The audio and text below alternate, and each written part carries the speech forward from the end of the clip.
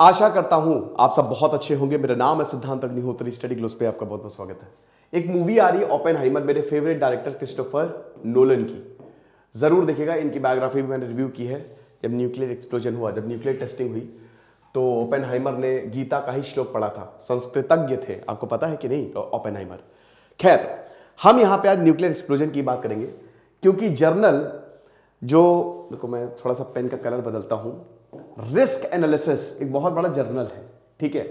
तो उसमें एक रिपोर्ट छपी है, साइंटिस्ट ने पूरा 38 आइलैंड यानी कि पूरी दुनिया को एनालाइज किया, ठीक है।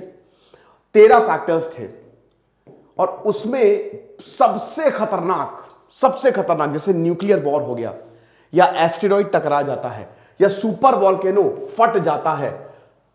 2012 मूवी आपने देखी है कि नहीं, रोलैंड एमरिक की, देखिएगा उसको। वैसे अगर कंडीशन हो जाए तो कौन से देश है जो बचे रहेंगे, हम बात करेंगे इसकी। मजा आने वाला है दोस्तों। और ये जो 13 फैक्टर्स हैं, इसमें क्या क्या है? मैन्युफैक्चरिंग, जिसको न्यूक्लियर विंटर बोला जाता है। न्यूक्लियर विंटर मतलब क्या कि न्यूक्लियर ऐसे एक्सप्लोजन हुआ, बहुत तेजी से गुबार निकला और उसने सनलाइट को ढक दिया, सूरज को ढक दिया। सूरज की रोशनी आएगी ही नहीं, टेम्परेचर गिरेगा, कितने लोग मारे जाएंगे। अमेरिका चाइना नहीं है। अमेरिका चाइना में तो यह बताया गया है कि जो फूड है, खाना, 97% तक नीचे गिरेगा, यानी कि 97% अमेरिका की एग्रीकल्चरल फील्ड डिस्ट्रॉयड हो जाएंगी, कुछ भी नहीं बचने वाला। अमेरिका चाइना खत्म। तो बगल में भारत है, उस पर भी भारत भी बहुत ज्यादा फेवरेबल नहीं है न्यूक्लियर वॉर की बात करें तो, ठीक है। क्योंकि एक तरफ तो हर तरफ न्यूक्लियर कंट्रीज हैं, तो उसमें और डेंजरस भारत के दो पड़ोसी के पास, चाइना और पाकिस्तान के पास न्यूक्लियर वेपन है ना। तो 97% तो इनको नई फूड टेक्नोलॉजी पे जाना पड़ेगा। तो वो कौन से देश है जो बचेंगे? उससे पहले मतलब इसका खुलासा करें, ये बहुत ही खूबसूरत देश है, ये देश बच जाएगा। अब क्या आप बता सकते हैं? चलो मुझे कमेंट बॉक्स में बताओ ये कौन सा देश है। 2 मिनट बाद मैं उसका आंसर आपको देता हूं और वर्ल्ड मैप में मैं आपको समझाऊंगा। इससे पहले दोस्तों हम आगे बढ़े, मैं आपको बताना चाहता हूं कि हमारे जो यूपीएससी के शानदार कोर्स हैं, इनको आप जरूर अवेल करें। देखिए, ये हमने नया कोर्स निकाला है। एक तो प्रीलिम्स क्रैकर, प्रीलिम्स का क्रैश कोर्स है यूपीएससी। इसमें हम आपको 1.5 साल के करंट अफेयर्स, सीसैट दे रहे हैं, टेस्ट सीरीज और टेस्ट सीरीज पे डिस्कशंस भी होंगे, उस पे भी क्लासेस होंगी, वो भी दे रहे हैं आपको। और सिर्फ वो 3500 रुपए का है। साथ ही साथ हफ्ते में 3 लाइव क्लास होगी, जिसमें 15 से 20 सवाल करवाए जाएंगे, यानी कि 10,000। अगर इन टोटल देखें, जब तक प्री नहीं हो जाता तब तक क्लासेस चलेंगी।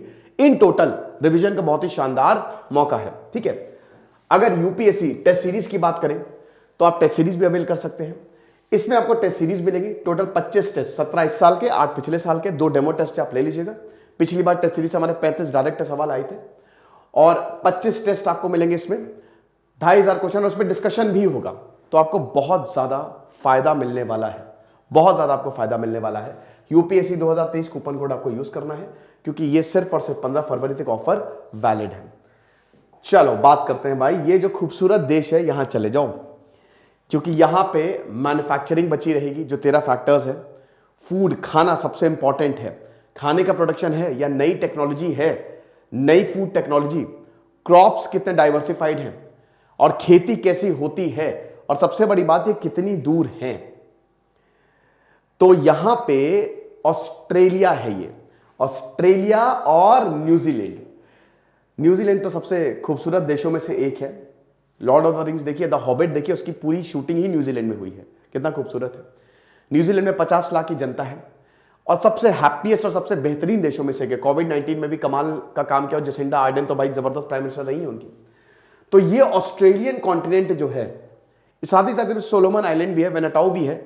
ये 4 जगह है जो वो बची रहेगी, लेकिन इसमें मेन ऑस्ट्रेलिया और न्यूजीलैंड। ऑस्ट्रेलिया के बारे में जर्नल में साइंटिस्ट ने यह बताया है कि सबसे पहली बात तो ये काफी ज्यादा दूर है। हां, एक चीज के अगेंस्ट जा सकती है, ऑस्ट्रेलिया के अमेरिका, यूएसए और यूके से बहुत ही क्लोज्ड टाई है, ठीक है। UK, United kingdom of America से इनके बहुत ही ज्यादा क्लोज्ड टाई है, जिसकी वजह से ऑस्ट्रेलिया में प्रॉब्लम क्रिएट हो सकती है। ये आप समझ गए।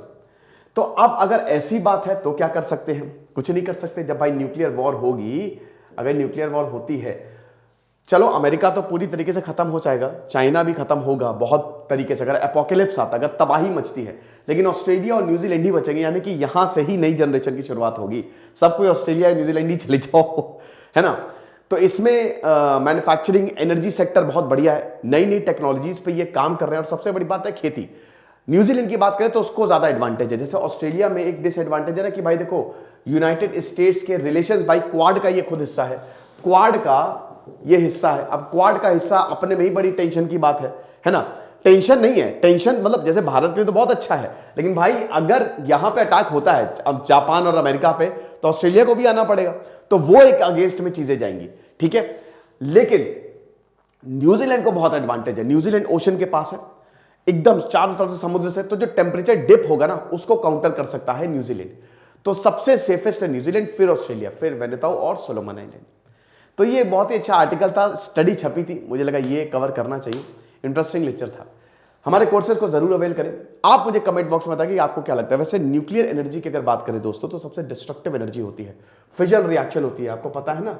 और इसमें फ्यूल जो होता है वो यूरेनियम 235 यूज होता है, बेरियम क्रिप्टॉन में टूटता है और भयानक एनर्जी निकलती है। और ये मल्टीप्लीकेशन होता रहता है, ये मल्टीप्लाई होता रहता है, तब तक मल्टीप्लाई होता रहेगा जब तक फ्यूल रहेगा। अब जैसे ये अनकंट्रोल्ड चेन रिएक्शन होती है, अनकंट्रोल मतलब इसको कंट्रोल नहीं कर सकते।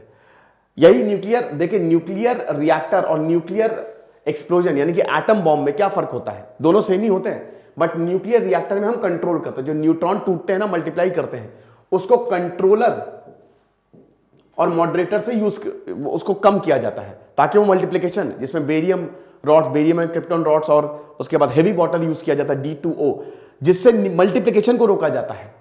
वरना अगर न्यूक्लियर एटम बम होगा तो अनकंट्रोल मल्टीप्लाई होता रहेगा जब तक, और फिर रेडिएशन फैलेगी, और रेडिएशन से सबसे खतरनाक मौत होती है।